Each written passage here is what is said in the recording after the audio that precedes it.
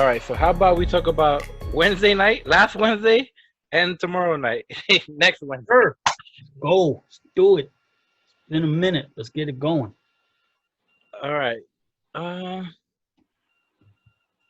I guess we can start with. All right, let's just start with Sheeta's match this week. Okay. Right? She had a match against Red Velvet. That's her name, Red Velvet. I think that's her name. Yeah. She's an enhancement talent. I think. Either way. I think there's there's. I think Red Velvet is also the name of a cake, the name of a song, of a country rock song. No, that's Black Velvet. Excuse me, that's Black Velvet. Wrong one. Excuse me. My velvet. Either way, Sheeta is making her way to the ring, and she has words with Penelope. And did Penelope touch her? Did she touch her? She swung at her and missed. I'm not sure. I think that this may have been like in the beginning of that segment. Sheeta was bowing up to her, and I just find it really weird, that took place. But then obviously Kip Sabian, steps in between. I think the referee got involved and basically told Sheeta that she's got to handle her business in the ring, which she did in record time. And she went and got after the business that she wanted to get after. I kind of I like that because Sheeta her character is a little weird because she's like a hardcore character, but she seems so sweet. I've never, even when she appears angry, she seems like such a sweet girl. But she did look pissed. She looked so angry. I think she did a good job showing how pissed off she was. It's a really, the thing about it is with this particular segment, it made perfect sense that the champion made short work of her, obvious enhancement talent opposition. I think the match, if it lasted more than 10 or 12 seconds, she just got in there. I think she hit one or two moves, 1, 2, 3. Then she ran out to the floor and beat up on Penelope Ford. Now, this whole segment I thought was silly for a couple of reasons.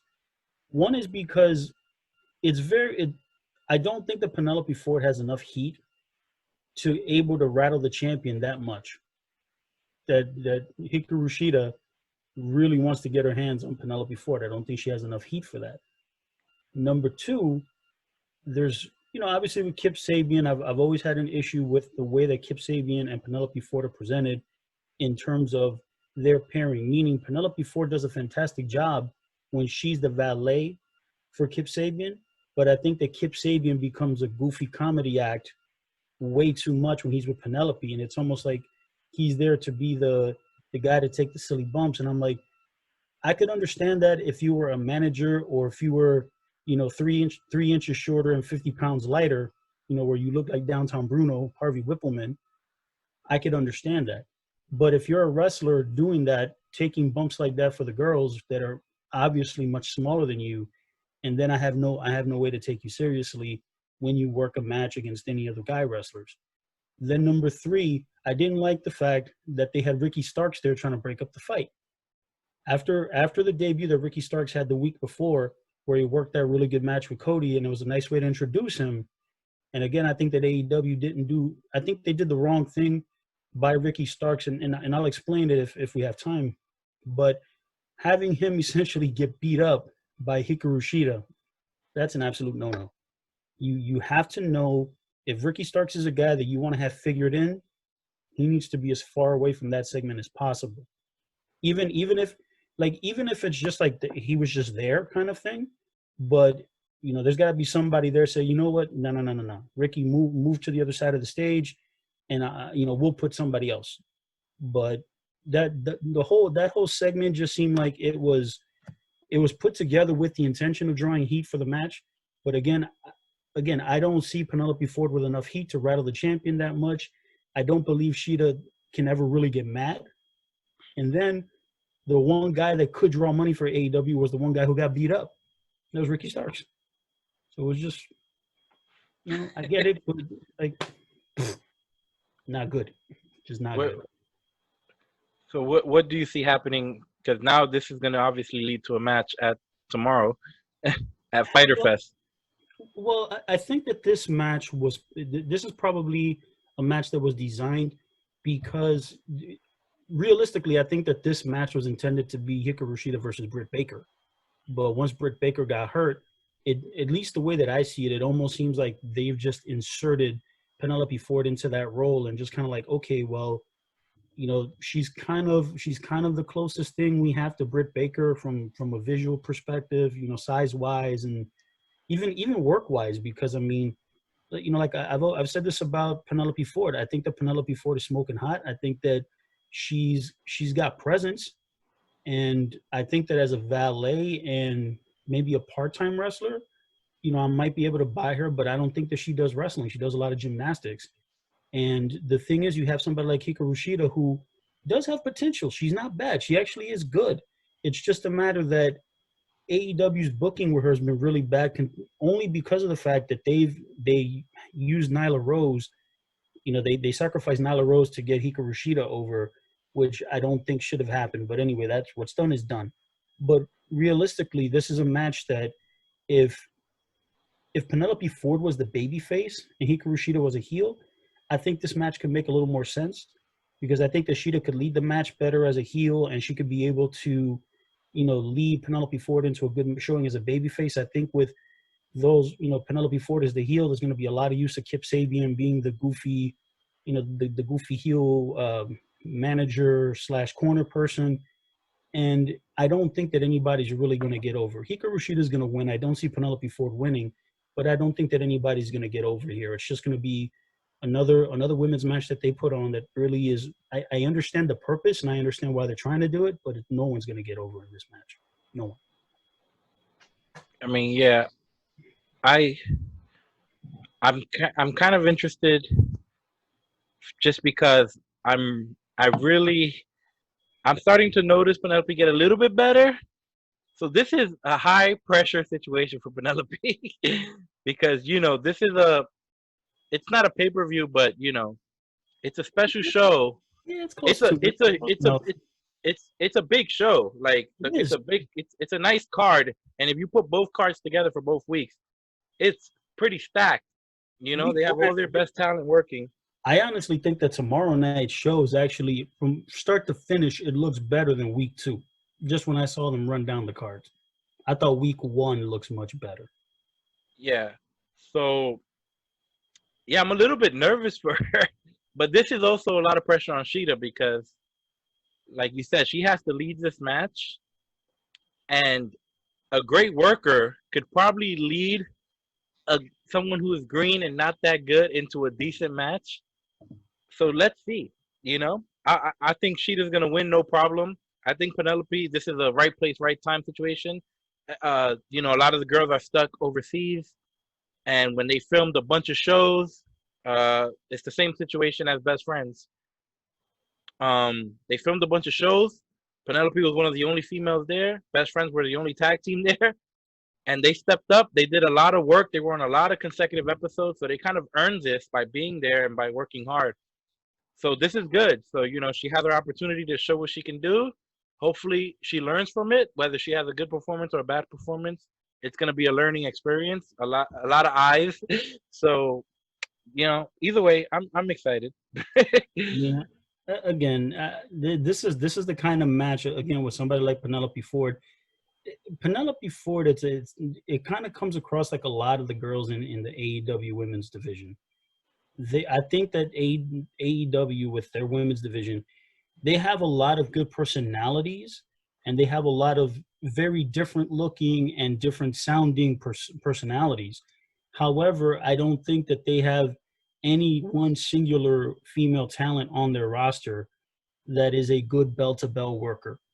Someone who can get in the ring and lead whomever she's in the ring with, whether same level, lesser, or whatever. There's no one in the ring that can do that. I think that Nyla Rose may have been the closest thing to it, but I think that AEW has kind of ruined her, and she has to go away for a little while because they gotta really get the bad taste out of people's mouths regarding Nyla Rose, the fact that she was bumping for everybody. So again, I don't have high expectations on this match, I really don't. I think that it's, listen, it's going to be what it's going to be. I'm not expecting Flair versus Steamboat here. I'm certainly not.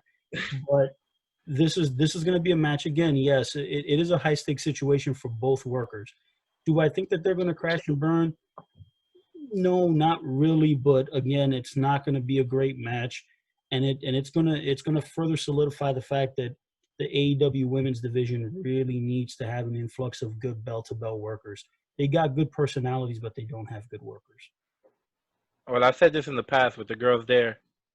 This is AEW started a company out of nowhere at a time where everyone was taking all the good females, and there's a lot of good female workers, but not nearly as many good female workers as there are men. Obviously, Yeah, correct. there's more coming. I'm sure they're going to be a lot soon because now there's girls that are great that you get to watch on TV. So little girls are watching now. We might have to wait 5-10 years for that. But if you look at WWE's women and TNA's women or Impact now, they have all the best work. It's crazy how many great females like they have. So, and then you have great females in Japan. Well, It's hard to find good women. see, the thing about it is when I take a look at AEW's women's division, if I wanted to give them, listen, if I'm Tony Khan and I'm really serious about having a women's division again, I've always believed that AEW should have a women's division, but they should have never had a women's champion. I think that there shouldn't have been any title. Even now, there shouldn't be a women's champion in AEW, only because they don't have enough good talent to make the matches work. A lot of the matches look sloppy and they look disjointed and just thrown together, bell to bell. Now, listen, I know that Tessa Blanchard is available. Taya Valkyrie, I mean, she works at Impact Wrestling. You can buy her out. Su Yin, you could get Su Yin is or Su Yi, I believe. Too young. Su Young. Hey, my God, Su Young. She's an Impact and she's great.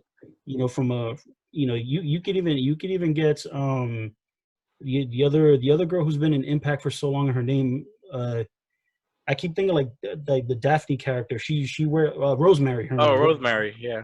I'm okay. Yeah, I'd like to see.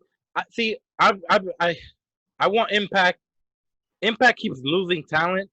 The show is not bad. It's that they keep losing everyone at the same time. They keep losing 5, 6, 7 people at the same time. I don't want them to. I mean, it makes no sense having a woman go somewhere and not be used when she can be used correctly in Impact. For me, Tessa's already gone, so she's already out there. So she's gonna go somewhere, and she's gonna do a good job because she is really, really good. I don't know what's wrong with her attitude or whatever. I don't know what the hell's going on with her, but she's gonna help someone. I'd like to see Rosemary leave, absolutely, because she's been there for very, very long. So she's done everything that can be done. Yeah, she's been there. She's done everything, and that goes with anyone who's been anywhere. If you've been in Ring of Honor for over 10 years, come on, hurry up, go somewhere else before you turn 50 years old. Like I want to see you do something else. But what I'm saying is that for AEW, I think realistically, if I'm Tony Khan, I'd be having a conversation with Tessa Blanchard, and whatever they got to work out to make it work. Because in all honesty, I think that Tessa Blanchard is, at least here in North America. I mean, I don't really know the Japanese women's scene or the scene in Mexico or in Europe well enough to comment on this. But in North America, Tessa Blanchard might very well be the best female wrestler available, not signed to the WWE. She might be the best female wrestler, point blank, period. Maybe. Based on what I've seen, she's really, really good. She's awesome. I don't know. She seems to have issues everywhere she goes, though. So that's a whole nother story. That's a whole other can of worms. But what I'm saying is that she's great. That's the point. But for AEW, if they want to solidify a women's division, you got to, even if you don't get Tessa Blanchard, you got to get a Tessa Blanchard-esque type worker who. They need better workers. Who looks the part, because Tessa Blanchard looks the part. She looks amazing. She has gravitas. She comes to the ring. The eyes are on her as soon as she comes into that camera. Her work is impeccable, and everything she does in the ring, you believe her. So just on that alone, I'm like, she's already head and shoulders above any other woman in the AEW roster. There are no exceptions. She's better. If she walks in through the door, she's the best women's worker there, bar none. So at least with the current roster they have. So I'm just saying. So on the other side of town, so let's On bring the up other channel, the other channel. let's bring up a few different moments here. So we have Rhea Ripley walking into the building. I guess she's being interviewed. She's cut off Robert Stone by Robert Stone. Either way, eventually this leads to her throwing Robert Stone in the trash. Aaliyah walking out.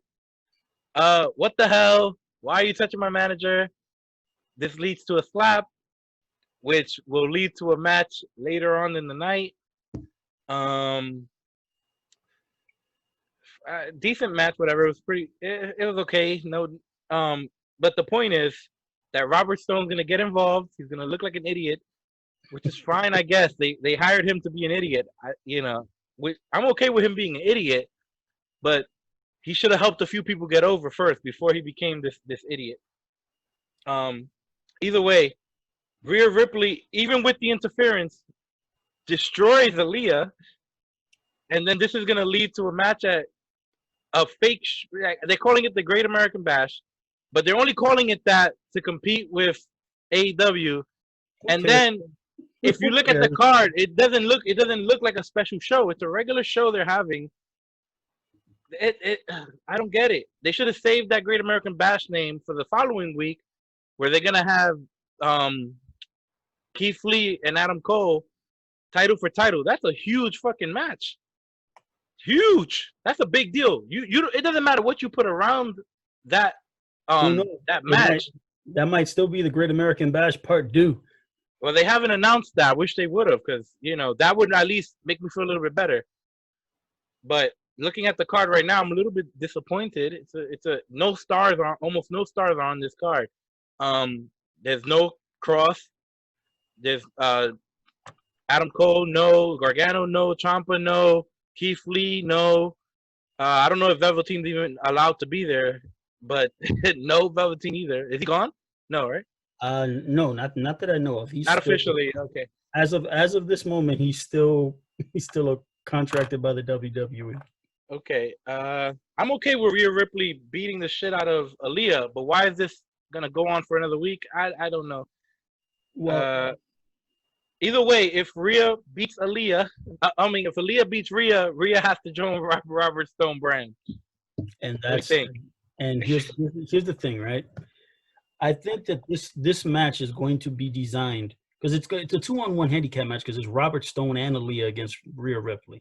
So here's the thing with Robert Stone. I think that Robert Stone and I know that I'm stretching when I say this, but just bear with me because I'm making this comparison, but it's not really what you think. Robert Stone is kind of like playing the J.J. Dillon or Bobby Heenan character, meaning in his past life, Robbie E. was a very good wrestler. Big dude, jack muscle dude. When he came to WWE, he clearly trimmed down. He's not there to be a full-time everyday wrestler. He's there now in the managerial capacity. So to make himself smaller physically actually allows him to work as a manager better than if he continued to keep all that mass and looking like he did when he wrestled all those years ago in TNA. Now, this match with Aaliyah, it's meant to get him and Aaliyah over. For some reason, I have a feeling that they're going to cheat and they're going to win this match because the whole storyline is to get Rhea Ripley in there and see all the comedy and all the development that comes through. Listen, Aaliyah, again, I said this in a previous video. Aaliyah's as intimidating as a newborn puppy. She's a pretty girl. She's trying to look sexy and cute, and she's hitting those. She's checking those boxes, and her wrestling is not bad. But it's the fact that she's so small and she's pretty, and there's nothing believable about anything she's doing. She's just out there to look pretty. And when you're wrestling against Rhea Ripley, I'm like, that's top shelf stuff. And Aaliyah's not, with all due respect to her, she's just not in that league yet. She's playing with the big girls right now. And the thing is that even if Rhea Ripley loses, they can kind of veer her off into this particular storyline. This could last for a month or two. It's not going to last very long because again, these are underneath people, and they're going to screw her, which is that's the intention. But then it's a way to hopefully elevate Robert Stone and Aaliyah, particularly after WWE broke up Robert Stone and Chelsea Green, which that pairing was actually really, really good, and they broke them up prematurely. And if they move Chelsea Green to Raw or SmackDown, I'm like, best of luck to her. But I think that Robert Stone was a really key element to that entire package. And, to replace Chelsea Green with Aaliyah, whatever. But at least with Robert Stone, it dresses up Aaliyah in a way that now will hopefully give her a slightly more shine than if she would have been on her own. I have so many problems with this. So many problems with it's not a good Aaliyah. match. I mean, the match is not. I'm not when I see this combination, I'm not worried about whether it be a good match or not because that's not the purpose. But I think about Rhea Ripley, who lost to Charlotte at WrestleMania, and I'm still waiting for her to recover. And now, if you're gonna tell me that Aaliyah, I don't know how many weeks ago, it might be a couple months ago, something changed in her, and all of a sudden she appeared to feel like a legit. She went from NXT recruit almost, like someone who's there working and getting better. And even if her work didn't get that much better, it was good enough now. Her work is good enough now. And her look is good enough now. She changed her gear finally. She looks a little thicker in the new, she doesn't look as tiny, as petite as she used to. This week she looked like a star to me. I mean, I saw her, I'm like, oh, okay, Aaliyah. So they had something with her, but this Robert Stone thing, Robert Stone was looking good to me too. I was excited to see him eventually make his way to the main roster. And I'm okay with I like the Bobby Heenan thing. I like when a manager is bumping and taking abuse and being funny. However, Robert Stone was never established as a legit manager who's helped anyone ever. That should have happened first before all this Bobby Heenan shit. Bobby Heenan had the Heenan family, all these huge stars that were dominating everybody. There's no comparison. And then but you could have took that template. You could have said, okay, we're gonna give Robert Stone. He's gonna be a fool. He's gonna bump and he's gonna take ass whooping, but his talent is gonna get over, and they're gonna be big stars.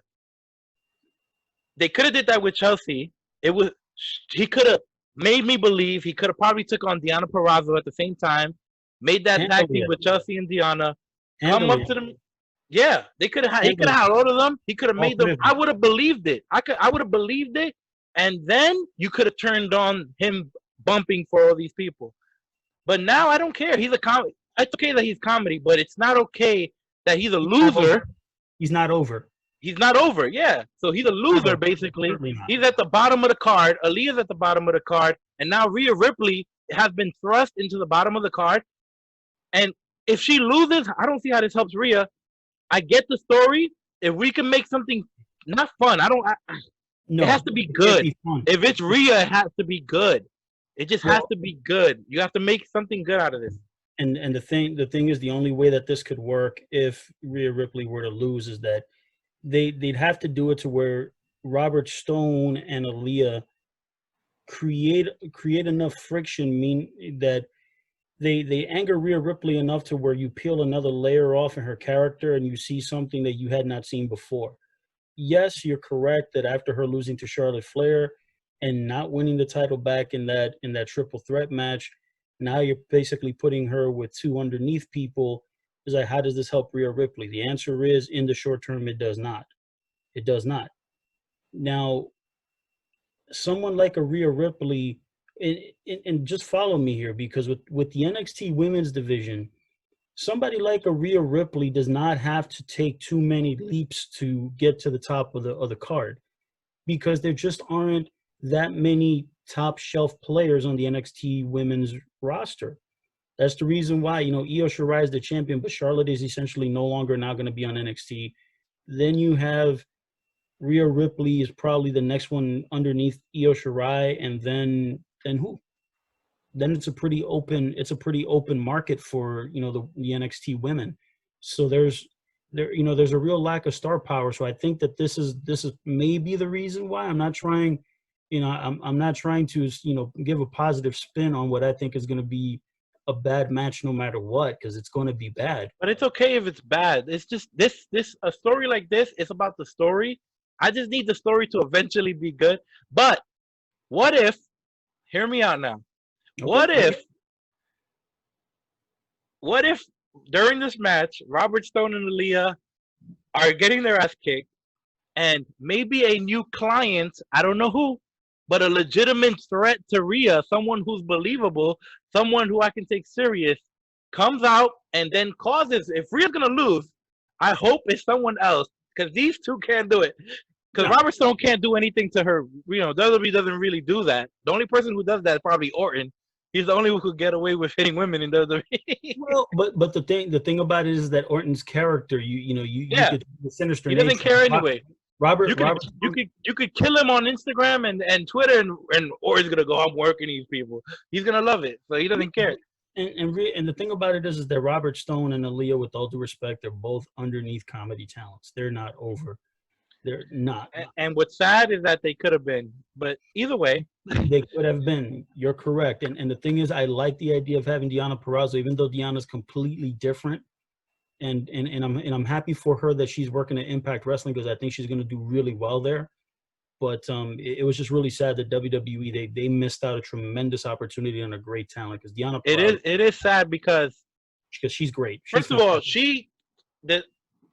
recently she wasn't always like this, but recently, whatever changes she's made to her appearance, and to her character, she felt like she has that a little bit of Charlotte, a little bit of Tessa, that I'm better than you, kind of. I am great, and she felt like a big deal, even though she wasn't used like a big deal. She knows how to carry herself like a big deal. I think with Deonna Purrazzo, she's the kind of talent that I remember when I saw her for the first time in Ring of Honor. I thought she was fantastic. You know, the only one thing, and again, you know, I said this, and it really with women's wrestling, it's not as big of a deal because, you know, the average woman probably stands about 5'4", 5'5". You know, Deonna Purrazzo is probably about 5'2", 5'3". So, yeah, she's slightly shorter than the average woman, but, you know, that's not a big deal. The thing I've never even noticed. If she's short, I've never noticed. Yeah, I mean, yeah, definitely. She's no Alexa or anything like that. So fine. But that's the thing. You know, like you take a look at Alexa Bliss. She's 5'0", and yeah, and you can't. With women, it's hard. It's hard unless you're Nia Jax. But it's hard to tell. But it's also a matter of their presence when they're in the ring. With Deonna Purrazzo, her entire presence when she was in Ring of Honor was she was a technical wizard. The thing is, when she came to WWE, I don't think that she came in, and I don't know if WWE didn't know what to do with her. And I'm like, yo, dude, you got somebody on NXT that you can present. She doesn't have to be the NXT Women's Champion, but she can always be like good upper mid card, just slightly underneath the top main event talents. And then once somebody moves on or whatever have you, boom, you insert her in that spot, and you got yourself, whether heel or babyface, it doesn't matter. You got yourself a great performer. And like I said, I'm happy for her that she's in Impact Wrestling, because even though Impact, Impact Wrestling's Impact Wrestling, they have a really, really minuscule audience, but it's a great place for her to work, just continue working and getting better. And if WWE is smart or AEW smart, pick her up next time she's available and make use of her. So we had Wardlow against Luchasaurus, and this was what do you call it? A lumberjack. A lumberjack match. Jesus. I mean, I had a good time. I like to see two big behemoths. The thing with AEW, they went from having no big guys to now having like 7 or 8 big guys. And those big guys feel when it's big guy against big guy, it feels special. It's so rare in AEW that when they have 2 guys that are in that 270 range, to me, it feels like a big deal. It feels like, oh, okay. The 2 monsters are going to go at it. Yeah, I mean, when you got a roster full of junior heavyweights, when you got guys that big, they look like Andre the Giant, Yeah, it's awesome. either way, this is just to build. This match was basically to build build up to Jurassic Express versus MJF and Wardlow, and I like that they're doing this, and for a couple of reasons. For one, MJF and Jungle Boy, whenever they touch, to me, is magic, and I this is gonna be a lifetime feud. This is gonna be a 15-year, back and forth feud, and I like that, right? Presumably they both continue working for the same promotions. As long as as long as they're both in AEW, I think MJF will be here forever because he can't really do that character anywhere else. Jungle Boy might be offered a lot of money someday, and he might take it. Who knows? I think both of those guys, if AEW doesn't grow exponentially enough over the next 5 years or so, that's probably two of your main event talents in WWE in 5 to 6 years. If AEW doesn't grow, yeah, because these guys are gonna be offered. The money is just whether or not they're willing to take. There's a lot of people turning down WWE or who want to leave the WWE at the moment. Because it's this new generation is not all about the money because some people do care about the money. There are people who are like money. Yeah. And there's people who will go there. They can go there first to WWE, work 10 years, you're set for life. You do 10 years in WWE, you're set for life. And then you can go do the art part of wrestling, make it, do what makes you happy. And it could be about the art, the art form. Or you can do it in reverse. You can start and, focus on your art. Maybe like Shinsuke did, right? Shinsuke did these world-class matches that everyone raves about in New Japan. And then he came to WWE. He took the money and he slowed way down. His match quality is way down, but he's gonna work probably 10 years in WWE. He's gonna be very comfortable for the rest of his life. So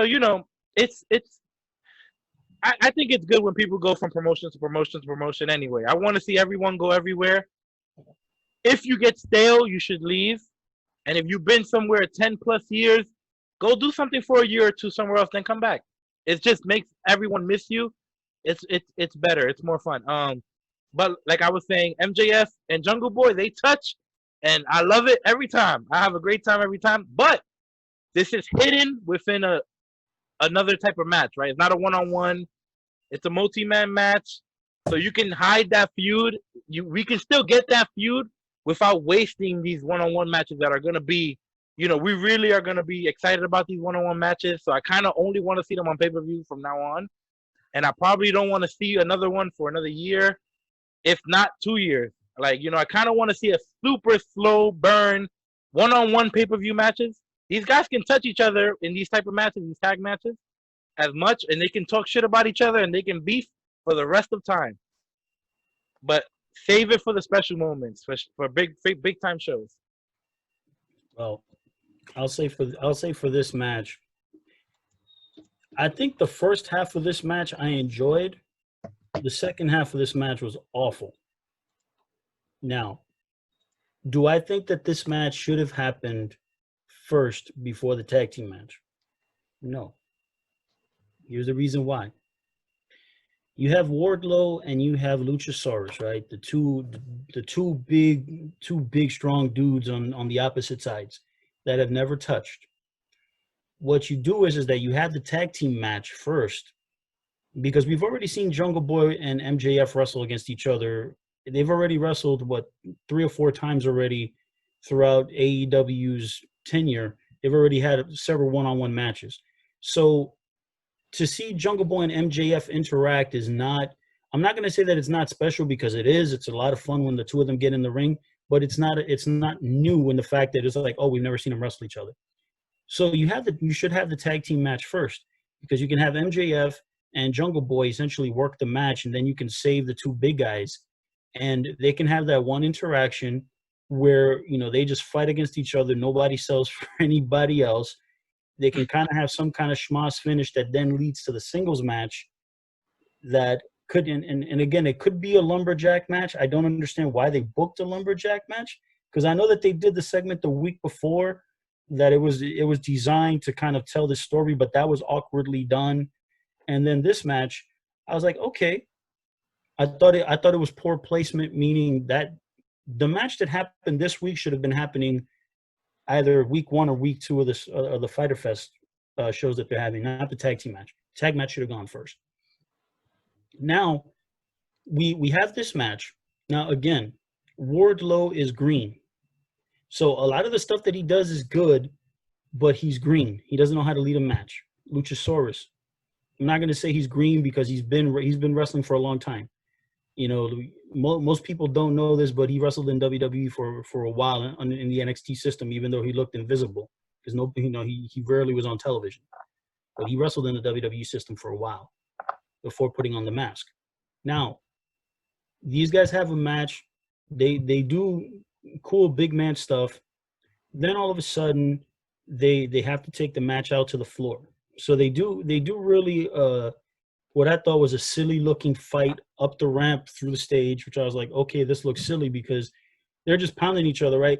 He hits one forearm. The guy walks like 10 feet. Then he hits him with another forearm. I'm like, if you're in a fight, you guys are, somewhat pickling each other, and someone has to back down. Someone has to be like, okay, run away. But that didn't really happen. Okay, cool. You mean to tell me that you got whatever, 12, 14, 16 guys out on the floor being lumberjacks, and you mean to tell me that when these guys go up to the rampway, the lumberjacks don't try to go get them back in the ring? They let them fight. Then they had one guy come up. He looked like he was a decent sized wrestler, and Luchasaurus grabs him, or I think Wardlow grabbed him and threw him into the bunch of guys that were literally bunched up together to catch him. Silly thing number one. Then after that, Marco Stunt runs up, who's half the size, and starts bowing up again, to Wardlow. Okay, it makes sense for Wardlow to throw him over. All right, fine. But he's throwing Marco Stunt over to a group of guys that are still underneath the stage that are there to catch him.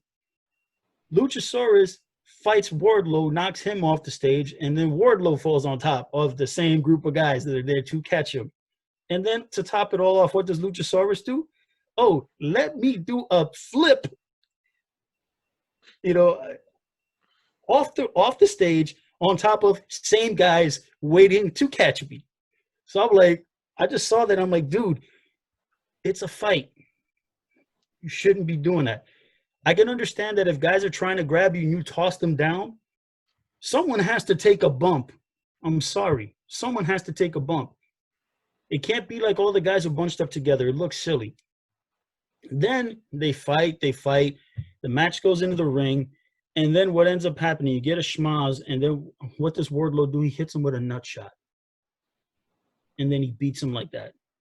Wardlow's a big, strong dude. He shouldn't have to do that. It's the reason why the match was not very good, because the end result was a bad finish.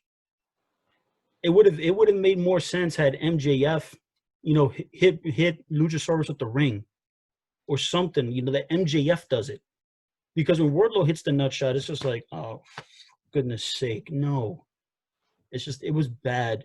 And then you get the pin, and then what ends up happening is that then Jungle Boy and Marco Stunt, who sold nothing, because when Wardlow grabbed him and threw him down, even if he landed on a group of guys, when you're 5 feet tall and 100 pounds, you should not be running into the ring literally 2 minutes later, fresh as a daisy, selling nothing, to get into a fight where you're going to get swatted away like a little gnat.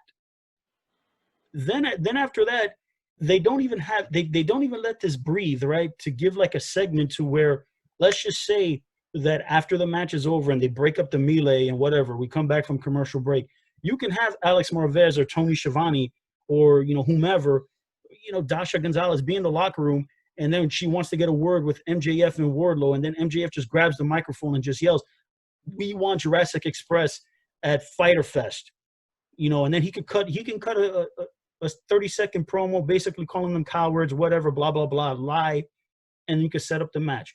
No, what ends up happening in the middle of this melee, Tony Schiavone comes on commentary and says, "Oh, I just got word from Tony Khan telling me that we're going to have a tag team match." I'm like, no, dummies. That's not how it's done. Let MJF, let the heels, let somebody else tell that. And then you could go cut away to the announcers, and then the announcers should say, hey, ask for Tony Khan. But they didn't let it breathe. And again, it's just one of those things where I'm like, it's those little things that sometimes I thought, again, the first half of the match I thought was good. The second half of the match was awful, and then the afterbirth was awful too. They did it backwards. What I'm hoping for is that this I think the tag team match will be better, just because with Jungle Boy and MJF in the ring, and those two guys can work and they can kind of shadow, they can kind of camouflage the big men a little bit.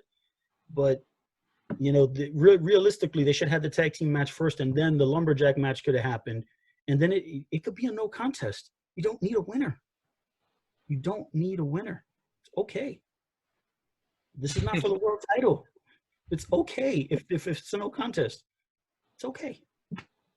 All right, so NXT's been doing these Timothy Thatcher little promos where he's in a gym. Those promos are really, really good. I like it. They're good. And they make him look like a badass. And his voice, see, when he cuts a regular promo in the ring, his voice, I don't like it. But in these promos, when he's talking shit, he sounds good. He sounds really good. He sounds like a scary dude. And it's all dark. It's just like one little light on his face, and then whatever the arm or the leg or whatever. Yeah, it makes him look like a badass, and he looked like a badass when he fought Riddle. And this is a guy that if you know how to use him and you know how to present him, he could be really, really fun.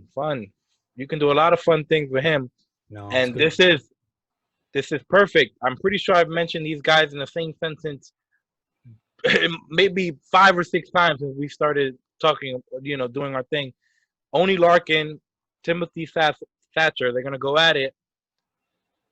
I can't complain. I'm hoping, this is very similar to that Riddle style, or I'm gonna call it the Thatcher style, because if he's in the ring, I want to see that MMA style match. Thatcher's catch can, brother. Thatcher's catch can. I want to see it. Give it to me. No, everyone gets it. We get it. Don't treat your fans like they're dumb. If you're watching NXT, you probably get this. You get Thatcher. You're gonna get it. Be comfortable. Let them go out there and let them do their thing. Yeah, you can't go wrong with this match. No, I mean, listen, I like Timothy Thatcher. A lot of what makes his promos and his vignettes work so well. It's weird that I'm focusing on this, as messed up as this is, but take a look at his teeth. Yeah, the fact no, but think about it though. When you see it, they're not really focusing a lot on his eyes. Like it's almost like the camera pans a little lower so you can look at his mouth. And I think it's because it's designed. I think that to a certain degree it's designed. Not that they're trying to be like, oh yeah, look at this guy's grill. No, it's a matter of all those little pieces go together. You see his beard; it's not perfectly coiffed. You look at his teeth; it looks like he's taking a few shots to the mouth. The guy's rock solid, and all his stuff is tight. It's dark. It's dingy. It's very it's like a very old school wrestling training type of atmosphere. So that's what they're looking to do with Thatcher. Now, I'm a little concerned about putting him in a one-on-one match with Oney Larkin, only because I know that he has the tag team. Oh my gosh, and his partner's name escapes me right now, and I feel really bad. Oh yeah, it's you're talking about Oney, right? Yeah, Danny Burch. Danny Burch. Yeah, Burch and Larkin. And the only reason why I'm concerned about having Larkin in a one-on-one match is only because over the last couple of weeks, it seems like NXT and they're utilizing that Larkin and Burch tag team is kind of like creeping in the tag team title scene. So I don't know if I would be completely comfortable, depending on how the match is laid out. If the match is made to be semi-competitive, okay, but I have a feeling that this is going to be kind of like a pseudo squash, meaning it'll be somewhat competitive, but it's meant to make Thatcher look good. It's not going to be meant to be like a competitive match where both guys look, that both guys are meant to be looked at as equals. It's meant to get Thatcher over. So the fear would be is that I don't want to get Timothy Thatcher over at the expense of somebody who you want to make money with in the tag team division. So that's kind of where it's a little fuzzy for me. I'm okay if Timothy Thatcher works squash matches with, you know, a bunch of nobodies and, you know, makes them tap out in 2 minutes. I'm okay with that because you're furthering his story until, you know, something comes along that you could put some meat on the bone and have him work with him. Now that Riddle is gone. I mean, I'm okay with it because I think it will be competitive only because Thatcher has not been presented as a big star. They kind of stumbled upon Thatcher and they're like, oh, this guy's kind of good. I think they kind of didn't know what they had, and now they do because of, you know, those great matches with Riddle. Now they know what they have, but what makes Thatcher or his style fun to watch is when it's back and forth and nasty, and they're slapping each other in the face as hard as they could, and, you know, twisting and turning on each other's limbs, and that's what makes it fun. I don't want to see a Thatcher squash match. I get nothing out of that, especially on a show that you're calling if it was a regular episode of NXT, but if you're gonna call it the Great American Bash, I guess I want to see real matches at least. That's why I wouldn't book it. I wouldn't book it for the Great American Bash. I'd book it for later on. Yeah, I mean, they could have booked it for later on if they wanted to do a squash, but I think it can be competitive. I think Oni could look good. They can go back and forth. Thatcher could finish him in a nice competitive match. Oni could go back to the tag division, and I think he'll be fine. Because I think they still, even though they're creeping up, I'm not ready to see them win tag team gold. So they got some work to do anyway. So they can go and win a couple more matches, and I'll be cool with that. Yeah, I kind of feel bad for Imperium because they're a great tag team. They're currently the NXT Tag Team Champions, and the 3 teams that they're positioning them to work against. Breezango's a comedy act. Indus Sher is, you know, who knows, right? No, yeah, but they get no reaction, and then you get Birch and Lorcan, who are probably the best of the 3 teams, and none of them are over. It's almost like, man, you know, this might. Yeah, I think it's gonna take time because I don't think they were paying attention to this tag division as much as people might think. The NXT tag division's a little bit weak. It's been weak for a minute. This is where if they were able to, you know, they were able to in a perfect, you know, in a perfect ideal universe, this is where you turn the Undisputed Era babyface, and then you have Red Dragon, you know, wrestle against Imperium, and there you got 6 months of great matches there. That's cool. I'm cool with that. All right. On the other side of town, we had Santana against Matt Hardy, and this is to set up Private Party against Santana and Ortiz. Matt Hardy, who has been, you know, helping Private Party. Yeah, he's been mentoring Private Party. So, which I like that dynamic. I like that Matt Hardy is kind of giving back. I think Santana looked good in this match. I think Matt Hardy did not. Matt Hardy, I don't know why. A couple years ago, I couldn't tell that he was getting older, but this year I'm finally starting to see his age, and it's not even age because there's other guys his age, but it's that damn leg. It's like he moves just not fast enough. Like, it's not even the way he works in the ring. It's just when he's getting up, it just takes a little. It's like, oh, it just looks bad. He doesn't look comfortable physically. I don't know. It kind of makes me more sad than anything. I don't know what to do with Matt Hardy. He might have to be a 4-time-a-year guy, like, you know, only save him for really big shows. And here's the thing about Matt Hardy, and I hate saying this because of the fact that I do like Matt Hardy and I think that he's a good wrestler. The thing is that I think for Matt Hardy, right? He's a guy that he's a veteran. He's been around for a very long time, and he's very good at what he does. However, he's kind of created a sense for himself, and I mean, again, the fact that now he's trying to do kind of like what Mick Foley did in the past, what Bray Wyatt is currently doing, what Sue Young is doing in TNA with her character. It's almost like they're trying to come up with multifaceted layers of this. Oh, you have Broken Matt Hardy, you have Damascus, you have Hardy Boys Matt Hardy, you have version 1. It's like after a certain point, what ends up happening is that it kind of becomes a caricature of itself a little bit. Matt Hardy is not. He's not over to the extent where he could be able to do these things and that it's going to pop the audience. I think that it kind of comes across as comedy almost unintentionally.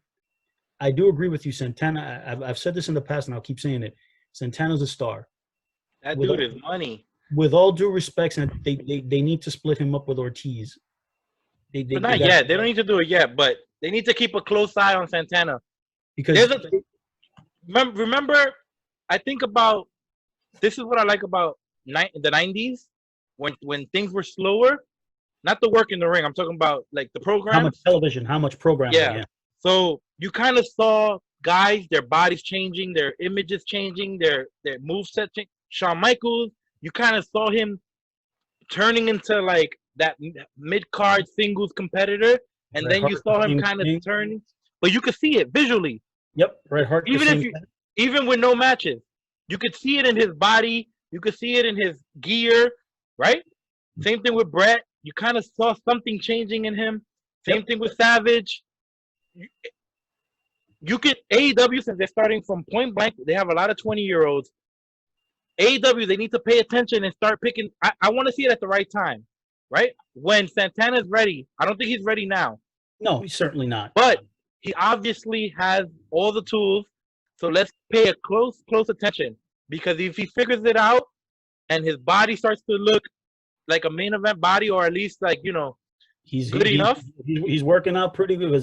He looks good. He looks good. Don't get me wrong. He's put on some muscle. He's put on some muscle since he's been on AEW TV. He looks good. No, absolutely. He looks good. But when, like, I like to see when a guy's body changes at least a little bit, so that I know that's like tells me you're going from this level to this level, right? So when they see it, that's when I want them to pull the trigger. See, now Scorpio Sky, I think they're moving a little faster with him because he already has it for me. He's already got the best body he's going to have. I don't see him getting any more bigger, any more shredded. I don't see him getting better in the ring. He can, obviously, but he's really good already. I think you can pull the trigger. Santana needs a little bit more time. Well, true. I think the one thing that's happening here, and again, I agree with your point where, when you have so much programming, that you have to put, top shelf programming, for whatever that definition is for, AEW and WWE and any other wrestling company.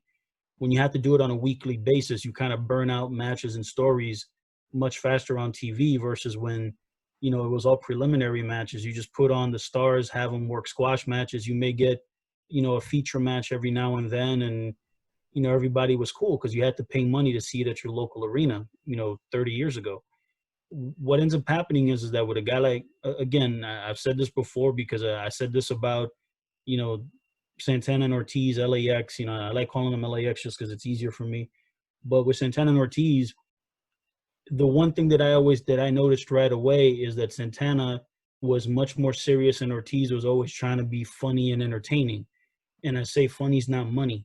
Is like the two of them had to figure out who they are as a team. It's not that you have to be carbon copies of each other, because that's certainly not what I'm asking for.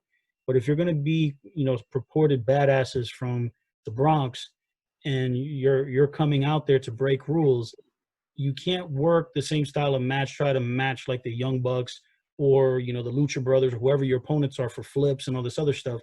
You have to find out a moveset that works for you and a style that works for you, and not try to do what everybody else does. I've always thought that as heels, they would do a great job if they can just slow the match down, ground them more, use cheating tactics. Yes, I know you can do the flips and you can do all those moves too. It doesn't necessarily mean that you have to do them in every match. It's a matter of, making sure that the style that you work is congruent with the persona that you're purporting to be on TV. And I've always believed that those two guys have always been just slightly off. Santana as a single looked really good in this match against Matt Hardy. I do agree with you. Matt Hardy did not look good in this match. Part of it could be age and attrition, but I think part of it is too is that it's a matter that Matt Hardy, and I hope that that I might not be speaking out of turn, but it seems like sometimes he might be more concerned about the art part of wrestling instead of the actual bell to bell. When listen, he's been doing this for 20 plus years. When the bell rings, the art is the actual wrestling. It's not the characters. It's not all that stuff. You know how to tweak and make the character and have a move set and have the characters kind of work within that. But he's got enough experience that he understands that when the bell rings, it's like, hey man, it's a wrestling match. Not saying that he goes from being broken Matt Hardy or whomever to just, oh, now I'm Matt Hardy, the real person, and I'm wrestling you. No. But it's a matter that it seems like he's trying to do more of the art and not necessarily, he might be losing. And I'm not saying he's losing his fundamentals. It's a matter that those little things at times that make the ebb and flow of a wrestling match work really well, it wasn't displayed in this match. Santana looked good. Again, Ortiz is out there because he's his tag team partner, but I think that Ortiz just really takes away from Santana. It would have been, I would have been okay if Santana would have been out there by himself, because the kind of heat that Ortiz is bringing is like that goofy heat that it's just kind of like, for me, it's go away heat. I'm like, dude, I don't want to see you. Is like, a little bit of Ortiz goes a long way for me, because again, he's trying to be goofy and entertaining and not, he doesn't know who the Ortiz character is inside of LAX and or whatever name they give themselves. So I agree with you. I thought that Santana looked good. Matt Hardy did not. And if Ortiz wasn't there at ringside, the match would have probably been better for me. I'm thinking to the Matt Hardy matches I've enjoyed over the last 4 years. Only two? They all are very bells and whistles heavy. So I don't know if the standard basic TV matches are what Matt Hardy should be doing anymore. I don't know if he can do it. I don't know if people necessarily need to see that. He's a big name. Or if people would care. I mean, I think people still care about Matt Hardy. I hope they don't stop caring. If you present him in basic one-on-one TV matches with nothing to him, nothing on the line, no stakes, no, it was part of the story. So the story's there, but if there's really nothing special for him to do, maybe you should just save him for when he can do those special things. Listen, all I'm saying is that the match served its purpose in order to get Santana a screwball finish where he can get over, bring Private Party out. Yeah. And the thing about it is with Private Party is that I think Mark Quinn is a future star. I just think that for him, he's very young.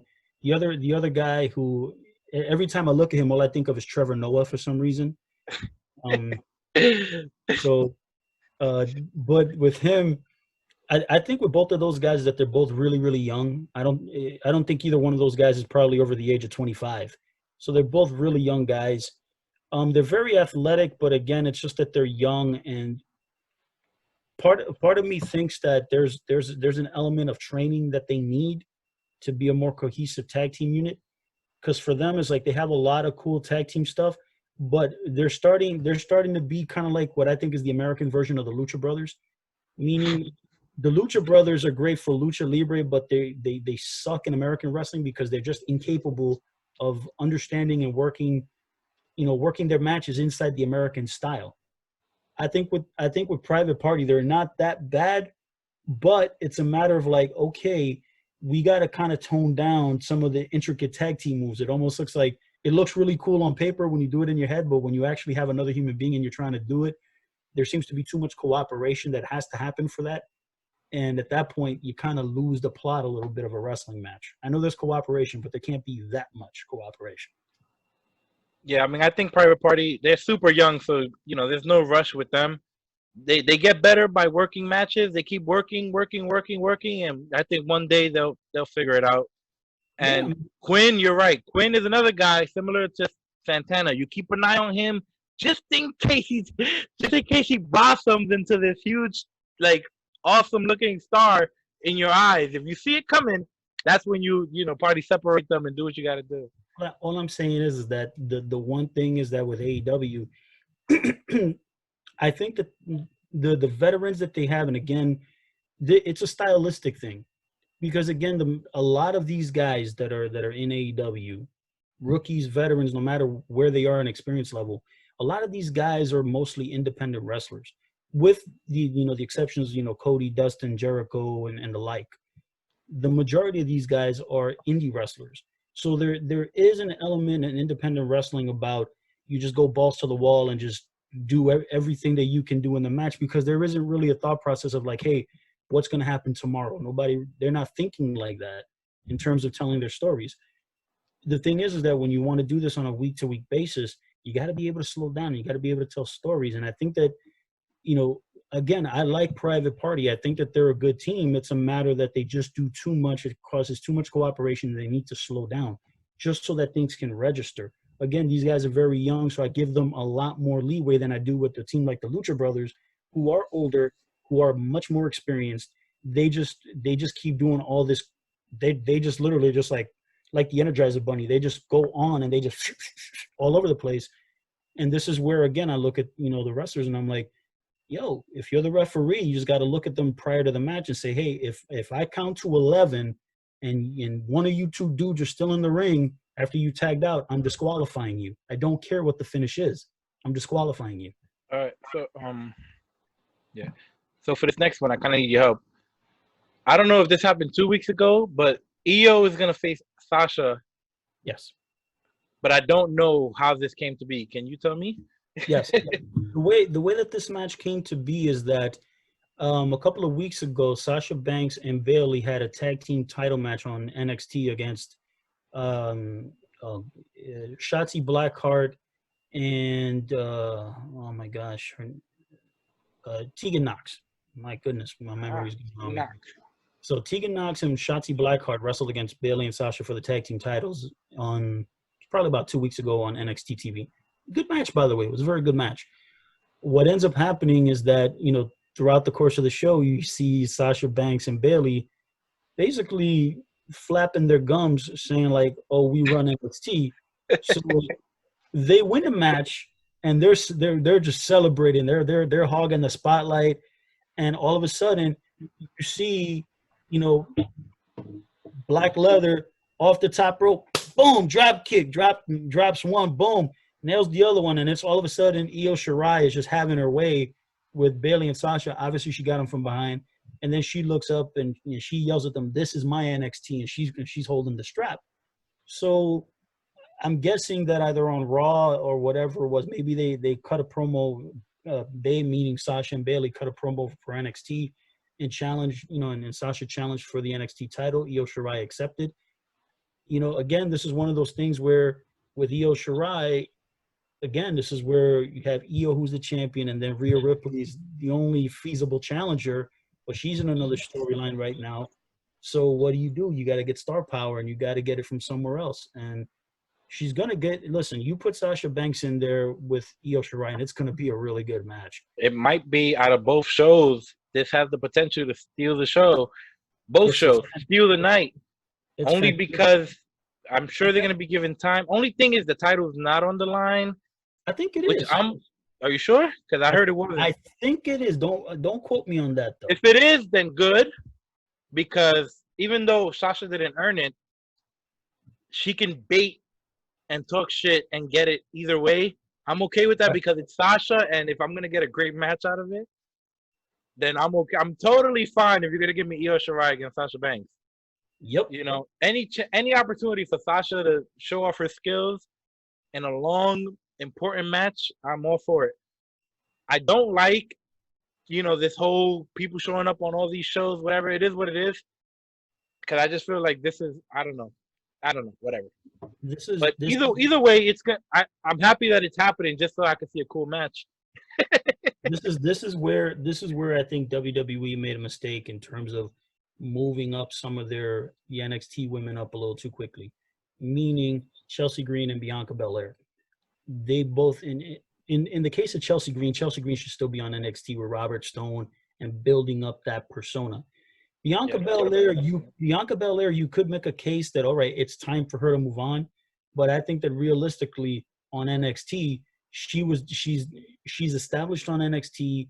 You don't have great star power in the NXT women's division, so to have Bianca Belair there is a great anchor and somebody let's say, for example, if Bianca Belair was still on the NXT television show, do you think Sasha Banks would be having this match?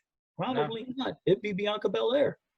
Yeah. So I'm just saying that it's one of those matches where, again, you move people up, and I understand that, you want to have more people on television, more people to feature, but in all honesty, you got to be very careful how many people you move up, because when you do so and don't have enough players to replace them in the interim, in the immediate interim, it's one thing if this show was only on WWE Network, then I can be okay with, them taking a couple of months to establish some new players. But to do that, and then just kind of leave the women's division bare at the top, where you have Io, then you have Rhea Ripley, and then after that, You know what, Lou? And this is why the three.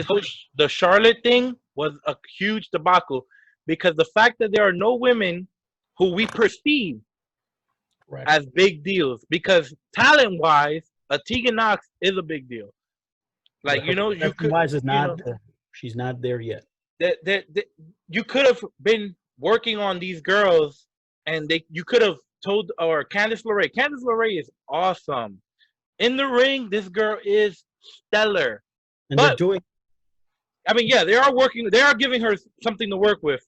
No, but meaning the NXT on NXT women, the NXT women, and I know that I'm kind of moving ahead, but I know that in this same, I don't know if it's on this week's show, this Great American Bash show, they're going to have a 4-way match with the women. I think it's Candice LeRae. It is. It is on this show. Dakota. Dakota. It's Candice. It's Mia Yim and I think Tegan Knox, if I'm not mistaken. Mian and Tegan. So you can go right into what you think about that one too.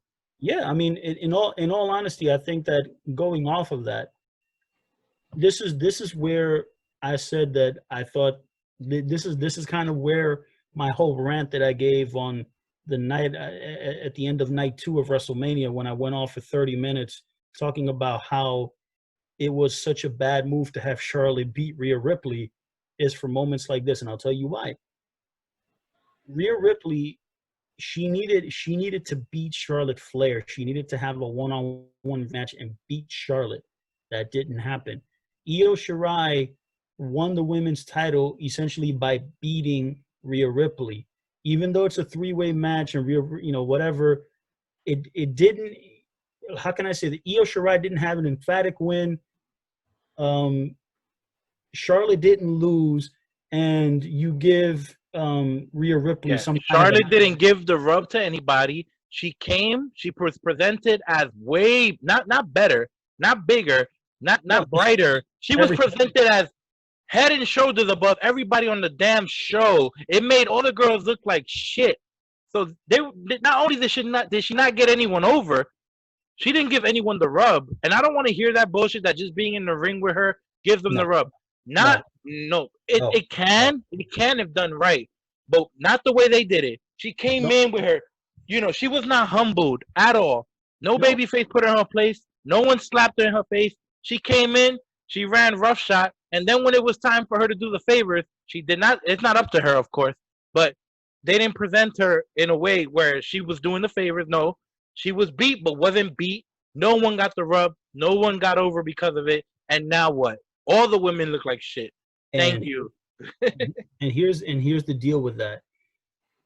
The reason why it looks bad is because, in all honesty, listen, I'm okay with Io Shirai being the champion because Io's fantastic. However, I think that realistically, Rhea Ripley should be the women's champion because she should have been. If WWE was going to move Charlotte Flair on and they were going to move her on from NXT and it was time for her to drop the title, the 3-way match was not the right way to do it. You have to have a one-on-one match between her and Rhea Ripley because that's the real story that's being told.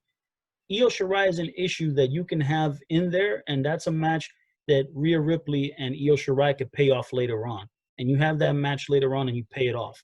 Now, again, because I think that Rhea Ripley, had she won at WrestleMania, you have a ready-made star, and then you can have all the women on NXT battling for that number 1 contender spot, and all of a sudden it looks a lot better. Now, with Io Shirai as the champion, the playing field levels out more because, again, like I said, when Charlotte Flair wrestled against Mia Yim, I thought it was like, listen, I like Mia Yim. She's a damn good wrestler. She's got a good look. But when you stand her next to Charlotte Flair, you can the difference, the disparity is glaring as to the level that Charlotte is at and the level that Mia's at. You know, that's not a shot at Mia Yim. It's more a matter of just like the disparity of it, because Charlotte Flair has wrestled so many more big matches, and the perception of Charlotte Flair is that much greater. So no matter what, it wasn't going to be as helpful to Mia Yim, because Mia Yim was not going to win. And and the thing is that that was a one shot. It was not going to be a major payoff. Now, with Io Shirai as the champion, everybody seems to be somewhat more even keeled, because they've been telling good stories with Dakota Kai and Raquel Gonzalez. NXT's done a good job of presenting them. Even though even though the tag team match they had against this past week, I didn't, it was okay technically, but again, it's kind of like, if Dakota Kai is going to be in the women's title picture, you got to make her look a little stronger. Candice LeRae, of course, they turned her heel, which was the right thing to do, give her a fresh coat of paint. Tegan Nox is Tegan Nox. She's always around, and I think it's time that you got to pull the trigger on Tegan Nox at some point. I think I'd actually like to see her win this match. And then is this a number one contenders match? This is a number one contenders match. So in all honesty, I would like to see Tegan Nox win, because when Tegan Nox wins, right, and she's a babyface, but Tegan Nox, it's time to elevate her. Even in a loss to Io Shirai for the women's title, she's elevated much, much further, because she has that issue with Dakota Kai that still has not been completely paid off. She can have the issue with Candice LeRae that they've kind of been building little by little on that silly video that Mia Yim and Keith Lee did a couple weeks back. They could pay that off. And then if you got to put Tegan Nox against Mia Yim in a one-on-one match for a title, or whatever they got to put in front of it, that's going to be a good match. So again, I would say, please, I would like to see Tegan Nox win, because in all honesty, she might be the one that can benefit the most from getting this win and getting an opportunity for the women's title. Okay, on the other side, we had a press conference with Cody and Jake Hager. I actually liked this press conference. It felt legit to me. I don't know. It felt like a real UFC press conference. I like Cody. Cody's very confident right now. He's very believable. And I think it was kind of smart not giving Hager not much to say. Because, when Hager talks, it kind of takes away from his character. Because, he sounds, some guys, the voice doesn't match the appearance. And he certainly fits that bill. Yeah, he's one of them. So I kind of like that they kind of hid that flaw, right? There's no reason to force him to talk. It's not a big deal. We just want to get the point across that we have a big match coming up. I like that they made Hager feel special. Arn putting the brakes. Hold on, this is not the right time for this type of opponent. Because even though they're baby faces, Arn shouldn't be an idiot, right? He shouldn't be like, Cody should want to fight every week, right? And Cody should want to fight every opponent every week. But Arn, as a grizzled vet who has Cody's best interest in boxing, these managers go, even if the fighter wants to fight, the cornermen and the managers, the trainers, they go, maybe we should avoid that guy. Like, maybe we shouldn't fight that guy. Obviously, this is wrestling, not yet. Yeah. So instead of not fighting at all, like boxing, they do have the fight, but they delay it and make it feel a little bit special. And I also like this Cody storyline with him in this title. It's Cody's wearing down. Every week, he's having a match that is important, and someone's gunning for him. And whoever beats him, first of all, Cody has an out, because you can tell the story of this guy who's worn down. He should have not been defending his title every week. But the person who beats him does come across as a huge star, because you beat Cody, you stopped his reign. Cody has his out. It's not going to be Hager. At least I hope not. There's no reason. Hager doesn't really need it. Like, Hager. And I'm not a huge fan of Hager, to be honest. I like him better now than I did in the past. I think they've done some things to make him feel a little bit cooler, like a little bit better, and they've you know stayed away from his weaknesses for the most part. But there's still something off about him. So I'm not ready to see him win any titles, at least not yet.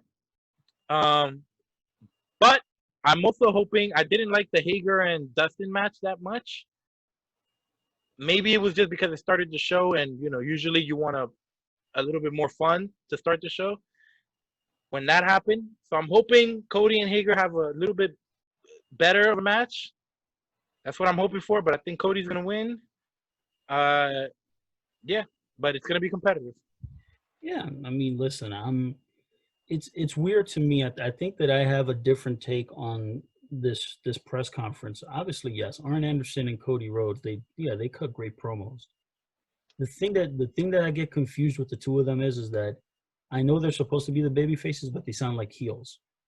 Meaning, Arn sounds like a heel in terms of like, hey, with all due respect, no legitimate baby face in professional wrestling, no legitimate baby face ever backs down from a fight. It just doesn't happen. So the fact that Arn Anderson's the corner man and he's essentially trying to very subtly semi-duck a fight is a heelish thing. I Well, mean, that's kind of what I like. I kind of like that Arn is sticking to being Arn and the way the wrestling community knows him. And Cody can still be a babyface, but have someone who doesn't necessarily care about heel or babyface and is just trying to do what's right for Cody. I kind of like that. I don't think we've seen that before. I kind of like that dynamic. listen, it's a nuanced deal, but I'm a little. It kind of confuses me a little bit only because listen, Cody Rhodes has only been the TNT champion for a month. So the idea that even though he's had 3 title matches, and listen, with all due respect, none of the 3 guys that he worked. I mean, think about it. He worked against Jungle Boy that weighs 160 pounds. He worked against Mark Quinn that weighs 180, and then he wrestled against Ricky Starks, who probably weighs a buck 90. With all due respect, all 3 guys are smaller than him. I'm not buying that he's tired in storyline. I'm not buying it. Well, he's not tired yet. Not tired yet. That's And the goal. The goal is to get him tired so somebody can beat him. now here's the deal. The deal is that when Cody cut his promo, and again, Cody cut a very good, passionate promo. The thing about it is that part of me believes, and I really do. I think that it would work better if Cody and Arn were just straight heels. And maybe they will. And Cody's a good heel.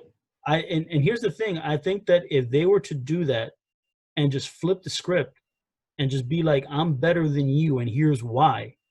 And I know that MJF kind of covers that base right now, but the thing is that MJF it's very different. I'm not gonna get too deep into that. It's different, but Cody can cut that and be perceived very well. With Hager, did they do the right thing by not having him talk? Absolutely, because he's a lousy promo. He can't cut a promo. He stinks. That's just not one of his strong suits.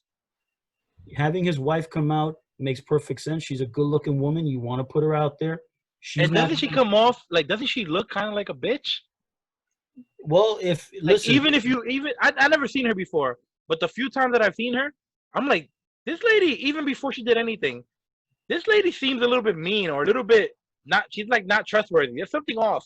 Well, I mean, listen, whatever that, again, it might be a matter of her position of being like, when you and think in life in general. I mean, if you really meet people who get to a certain level of success in life, you're going to start seeing that you start seeing the edges around them, and it's never a perfect black or white. You're not a white meat baby face. You're not a heel. You're somewhere in the middle, and I think that that's kind of where she is. But it was perfectly done. The fact that she goes and then she throws, Hager goes and then he goes like, "Oh, you ready?" And then they do that fight pose.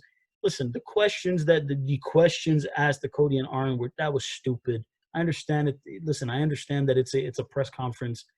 I'm like, it was silly. I just rolled my eyes. I was like, okay, I get it. It's different. It's a different way for them to cut a promo. And I was like, all right, it's unique. And I was okay with that. The question part was just dumb. Then Hager comes out. considering that Cody's the baby face, right? Cody's the baby face, and he's got this entourage, and then the heel this is all in reverse. The heel comes out with his wife by himself, basically just does the little silly pose thing. Then his wife takes the water, throws it in Cody's face, and then Cody's entourage just like they all want to rip their limbs off, and Cody's like, no, chill. Like that was silly. It was silly.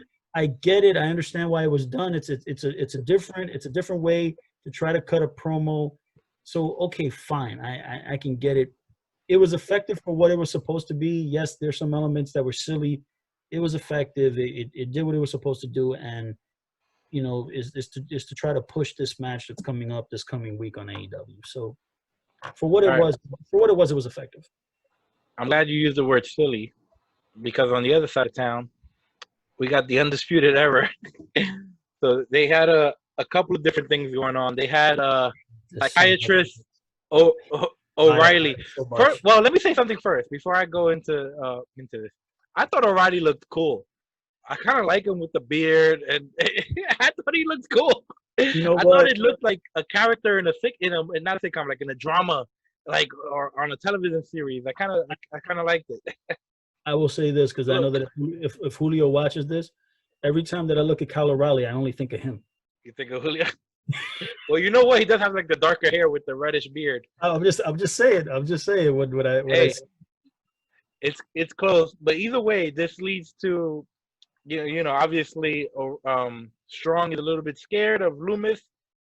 I don't like when wrestlers are scared of other wrestlers because you're both wrestlers. It's like, what are you afraid of? Loomis has not killed anybody. He hasn't raped anybody. He hasn't tortured anybody. He hasn't done anything, really. He's just had matches, and he's kind of showed up in weird places. But he's just a wrestler, and you're a wrestler, so why are you afraid of him? And you're probably considered more badass than he is. So you shouldn't be afraid of him. He's not bigger. He's bigger than you, but not by much. It's not like, whatever. Either way, they had, and this led to a match on the same night, right? Yes, sir. Strong against Loomis, which was this a non-finish? It was. It was a count out. Oh no, a count out. It was awful. Yeah, earlier you were saying turn the Undisputed Era babyface. Look, between this storyline with Loomis and the Velveteen storyline, which I hated how that was executed. Not because of Undisputed Era, because of Velveteen. Velveteen came off as a complete asshole during that whole thing, and he didn't even win anyway, which I'm kind of glad he didn't. But anyway, I'm kind of done with the Undisputed Era. I don't think they need each other. I really don't. I think Red Dragon as a babyface team on SmackDown. Let's take Strong and put him on Raw, and leave Cole NXT dominating because he's the one who looks like money. He's perceived as a way bigger star than his counterparts. He's doing good things, big things. He's having great matches and great performances. Strong looks like an idiot right now. Strong is awesome. And he's almost like this Dean Malenko type. But remember, Dean Malenko looked a little smaller than everyone? Well, now everyone is smaller. So Strong looks normal. He doesn't look too small to be that character. Like, he has that Malenko skill and look, but he's the same size as at least the medium-sized guys. Which is just about everybody. Yeah, he's probably the same. He's the same size as AJ and a little shorter than Seth, but body-wise probably the same. A lot of these guys are the same size as Roderick Strong. He should be a bigger deal. Think about it. He's never going to be a big deal standing next to Adam Cole because Adam Cole is so good, and he's already perceived as not as good. I'm ready to blow up this faction. WWE doesn't know how to book factions, So if they bring them up, they're going to just ruin it anyway. Kyle O'Reilly and Bobby Fish as a babyface team, I'm cool with that. Strong, probably as a babyface, on one of the main roster shows, I'm cool with that too. And Adam Cole, keep doing what you're doing, baby, because you are money. Either way, I don't know what's gonna happen with this. I guess if you want to do something with Loomis, I like his look, I like his music, I like his hair and his mustache. He's in great shape. But he's always been one of those guys that's always like Hager. He's missing something. I don't know what it is. But if you want to give it a try, I guess he's gonna win this match, and he probably should. It's a strap match. I don't know. Strong to me, I'm ready to see him move up, and maybe see him on Fox with all those good workers. I'm done with the Undisputed Era, though. That's just me personally. I know it's not a popular opinion. Everyone loves the Undisputed Era, but I'm over it. I will say this. The WWE over the last, I don't know, maybe 2 months or so, they've done an outstanding job of taking probably the best natural faction that they've had ever in WWE and turning it to garbage. Think about it. I'm going to ask this question, and again, when we think of the Four Horsemen, who do you think was the star of the Four Horsemen? Flair. Ric Flair, right? But did you ever get a perception at any time that Tully Blanchard or Arn Anderson or Ole Anderson or Barry Windham or Sting or Lex Luger or Sid Vicious, up until about the mid-'90s Horsemen, once you started adding Paul Roma and then you had Malenko, Benoit, and Mongo McMichael and all those other guys, that's when it started getting watered down a little bit. But when you saw those 1980s Jim Crockett Four Horsemen, did you ever think for 1 second, you knew that Flair was the man, but did you ever perceive the other guys as being less than? Never. I mean, I perceived Flair as the top guy. However, I perceived all of them as huge deals. They were all big stars. Correct. So it's okay. Like, if Arn was to break up from the Horsemen and fight Flair, I would have been okay with that, which I think they did have one match, but I don't know. But either way, that would have been awesome, for me to see it. If I was there seeing that and Arn all of a sudden leaves the Horsemen, he's a big enough star in my mind. I want to see him. And in my mind, he could probably kick Flair's ass. So, yeah, that's not the same situation here. So here's the deal, right? When you look at the Undisputed Era, and of course, I don't want to compare them because that's I'm just using this as a comparison for for numbers and how it all looks. In the Undisputed Era, Adam Cole is undisputedly, no pun intended, he is the star of that group. He's by far the star of that group.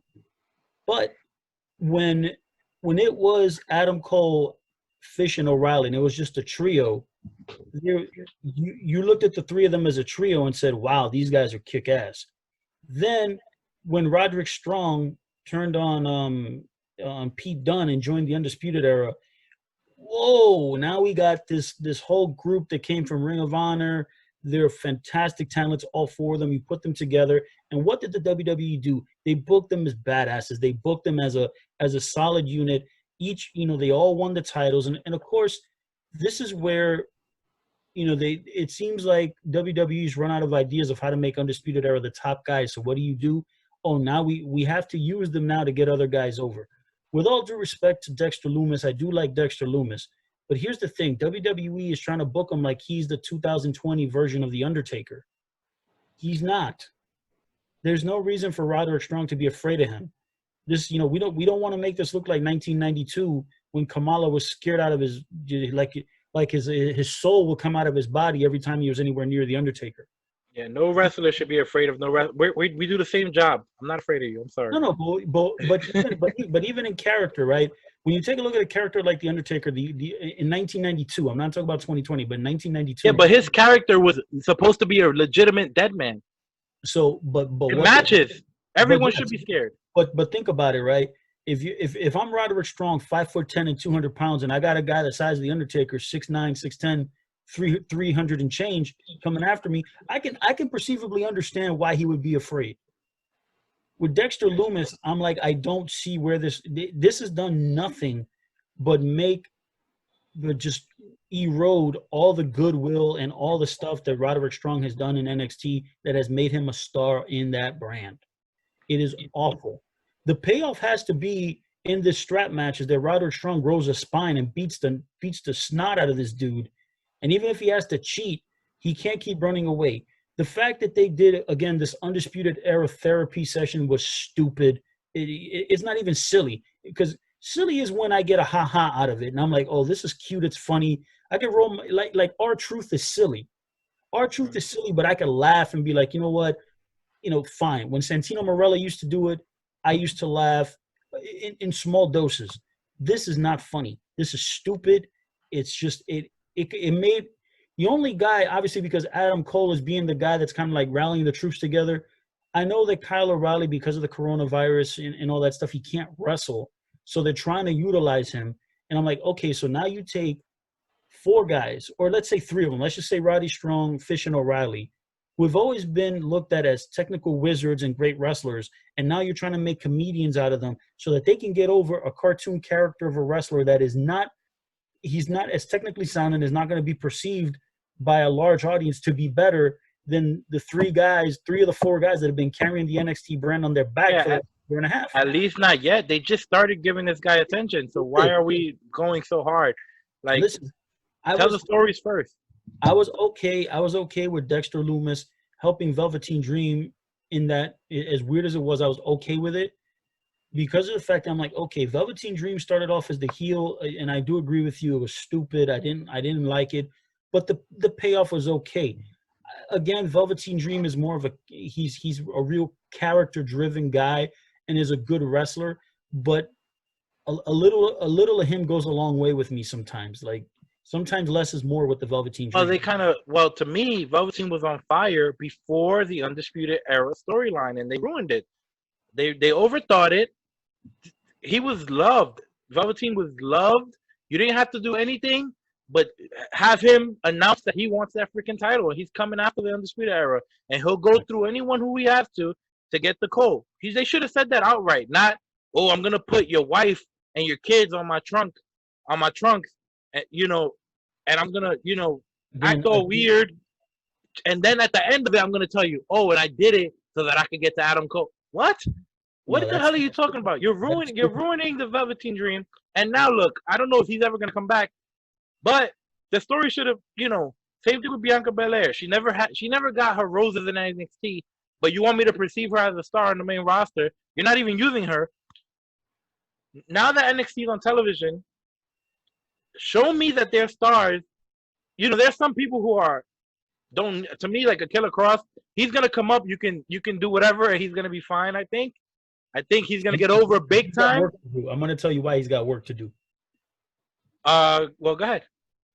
It happened, so you can talk about it.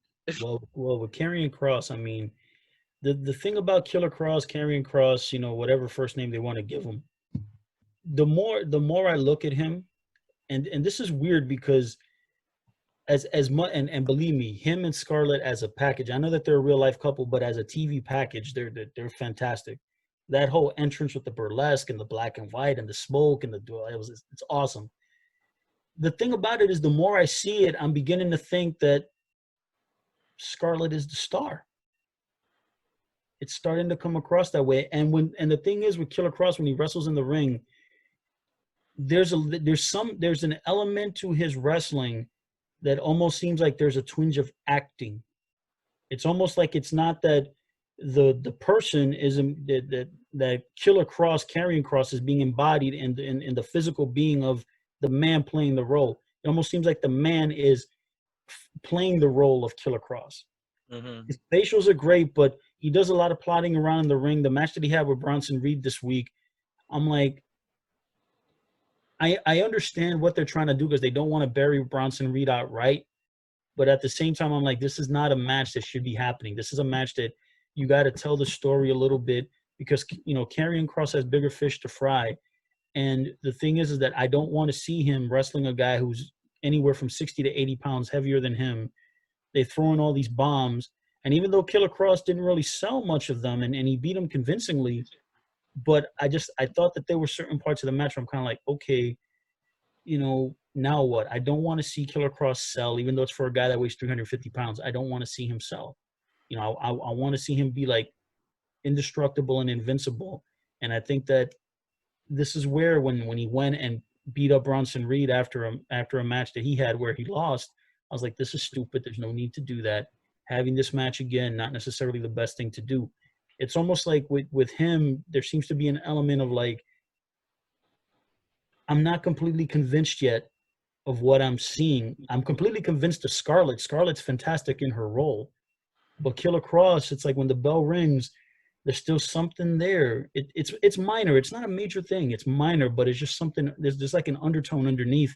And I'm kind of like, I think this dude is acting, and he's not completely convinced yet that he is who he purports himself to be. I mean, maybe he's just overthinking it, or maybe there's no crowd. Maybe he's a little off his game. He seemed fine in Impact. Everything seemed believable. Everything seemed great. So it's obviously maybe he's trying to find himself, and before he makes the big jump. Either way, I have no concerns because at the end of the day, this is a Lana Rusev situation, but he comes off as a little bit a bigger star of Rusev. Rusev still got over even with Lana, and Lana was at first. As soon as you see Lana, you're like, holy shit, what a star. Lana was the star. Yeah. And Rusev still got over because he's that good. I think it's going to be the same. I think because he has to go in the ring. She doesn't. So she's going to come out. She's going to look like a huge star. But he's not Mark Merrow. Like, you know, like he comes off more like Randy Orton type. Like, he's the closest thing to a Randy Orton that I've seen. Like, he has the height. He has the look, physicality, facials. He's going to be, yeah, physically. It's right here. It's not there yet. I mean, but he hasn't been wrestling that long, so I mean, of course, he's easily pure talent and package, or like ready to go, like almost instantly, like fresh out. Like this guy just came out the oven ready. Like of course his psychology is always gonna get better as he gets older. You don't hit your wrestling prime till you're like 35. Maybe even 40. I don't know how old this guy is. I'm guessing he's late 20s, early 30s, and I'm being generous here. He might be a little older than that, but well, yeah, even if he's old, I don't think he's been wrestling that long. He's gonna probably need, because the thing is, I look at a guy like Killer Cross, and I'm like, he's still inexperienced. I could tell in certain aspects he's still green. But man, I'm really hoping that they don't really try. They, meaning WWE, doesn't try that hard to over push him, because he's a guy that they can let marinate for a little while. They don't need to put him in all these big time storylines. I'd keep him in the underneath for now and let him percolate and bubble up. But once we get to the whole Adam Cole, Keith Lee deal, we could talk about that a little more once we get there. All right, so let's just finish with that. How about that? You're talking about the three-way? Yeah, because I know that three-way main event. Yeah. So the follow-up match is not going to happen this week. It's going to happen next week. But either way, how do you like this little mini story that we got going on, and where do you think it's going? It's going to eventually be champion against champion for all the marbles. I don't know how I feel about that, but how do you feel? Well, I'll be honest with you. I enjoyed the match, and with Keith Lee, Balor, and Gargano, I enjoyed the match. The thing, obviously with a guy like Keith Lee, I think that I'm going to say he does better wrestling against smaller guys, because I'm sure that maybe 90% of his matches are against guys who are smaller than him. It's rare a time that he's going to meet a guy his size or larger. No, he's in that 320, I think, range. I mean, good luck. He's announced at 340, so I would. Yeah. Oh my God, he's even bigger than 320. Shit. So he's a big dude. He's announced at 340, and it's funny because they announced him at 340, but part of me doesn't believe it. I believe he's probably about 320, closer to 330. They always exaggerate. They add 10, 15, 20 pounds to everyone. Yeah, I could buy him like 320-ish, 330 tops, but I don't buy 340. But anyway, whatever. The match was good, obviously, because when you got Gargano and you got Balor to work off of, I mean, those guys are fantastic. And again, as silly as it looks, because neither one of those two guys could be able to go one-on-one with Keith Lee physically, they just can't do it. Particularly Johnny Gargano, as great a shape as he's in, he looks like a little boy standing next to Keith Lee. Yeah, Finn is a little bit. He's Taller. probably too. He comes off as, I don't know what they really are, and it doesn't matter what they really are. The perception is what matters. Finn comes off as a guy who's 6 feet tall, even if he's 5'10". Gargano to me looks 5'8". Yeah, he probably is. Yeah, he probably is. Finn looks like Finn is 180. He looks 210, 215. He is shredded. He is as shredded as a human can be, but with mass. He has mass on his chest. He has nice rounded shoulders. Gargano is also shredded, but he's as lean as somebody can be. And he had to make a choice. Do I want to be big or do I want to be shredded? Because you can't really be both unless you get on the gas. Nah, and keep him the way he is. He's fine just like no. Yeah, he could have chose to get bigger, but it's not gonna help him, because even if he got bigger, he's just gonna be a skinny fat guy who's not even 200 pounds. He can't even reach 200 pounds. It would actually make him look shorter if he tried to get bigger. No, he went the correct route. Being as shredded as you can possibly be, because at least you look like a stud athlete. If there was ever such a thing to have, negative body fat, I think the Finn Balor and Johnny Gargano are as close to it. Yeah, and Ciampa's there too. They're in that. Yeah, the things. Yeah, them guys are as shredded as can be. Shit. Yeah, those guys look. That's great. what you got to do if you want to look good. I'm assuming they're all natural. Obviously, there's no way for me to know, but that's the way to do it. If you want to do it naturally, you can't really be big and shredded. You have to kind of make a choice, and shredded is the way to go, because at least you look like an athlete, and you can't deny abs, baby. You're gonna get all the girls. Listen, all I know is that when I see those two guys, it's a great matchup. When I saw that with Keith Lee, there were some spots in the match that I thought were a little off. Just to be brief, I don't like the fact that Finn Balor took the loss. This is because, in all honesty, I want Finn Balor to be protected. And I thought Finn was gonna win this match and win both titles. No. I never thought for a second. I never thought that for a second. When I saw that match, I was like, Keith Lee's gonna win this match, and I'm gonna explain why. The whole title for title thing, it's a nice gimmick. It's a nice gimmick to sell. But the match is going to end in a no contest. There's going to be no winner to this match. It's going to be a schmoz. Because what has NXT been doing over the last month or so? They've been telling the story of Killer Kross, Karrion Kross. So Adam Cole, in his recent match, I think it was against Dexter Lumis that he wrestled. He beat Dexter Lumis. And then Scarlett comes out and puts the hourglass and flips it over, signifying that, hey, your days as NXT champion are drawing to a close. Your time is drawing near, meaning, hey, Karrion Kross is coming after you. What happens the next week when I think Mackenzie Phillips, I think her name is. Don't get me. She's the blonde girl who does the interviews NXT. She's interviewing Adam Cole in the back. Keith Lee just happens to accidentally on purpose be walking by in the background. You could see him, he was probably about 10 feet away. The camera shot panned that far.